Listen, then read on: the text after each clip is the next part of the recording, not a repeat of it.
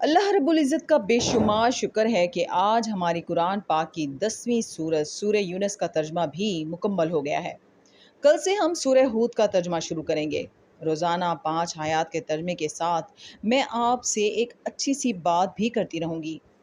آپ پیچھے سے اپنا ترجمہ مکمل کریں اور جنہوں نے ابھی تک میرا چینل سبسکرائب نہیں کیا سبسکرائب کریں اور میرے اس مقصد عظیم میں میرا ساتھ دیں۔ شکریہ۔ آج کی آیات کا ترجمہ شروع کرتے ہیں۔ پناہ مانگتی ہوں اللہ کی شیطان مردود سے۔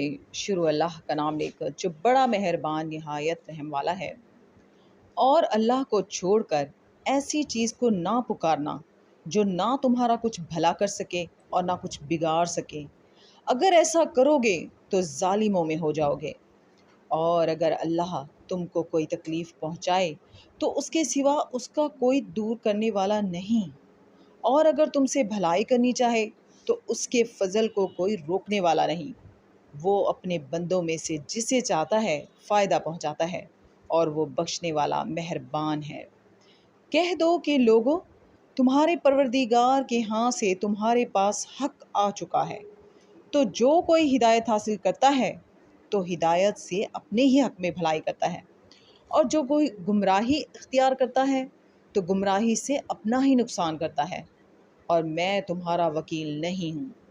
اور اے پیغمبر، تم کو جو حکم بھیجا جاتا ہے اس کی پیروی کیے جاؤ اور تکلیفوں پر صبر کرو یہاں تک کہ اللہ فیصلہ کر دے، اور وہ سب سے بہتر فیصلہ کرنے والا ہے۔ صدق اللہ العظیم۔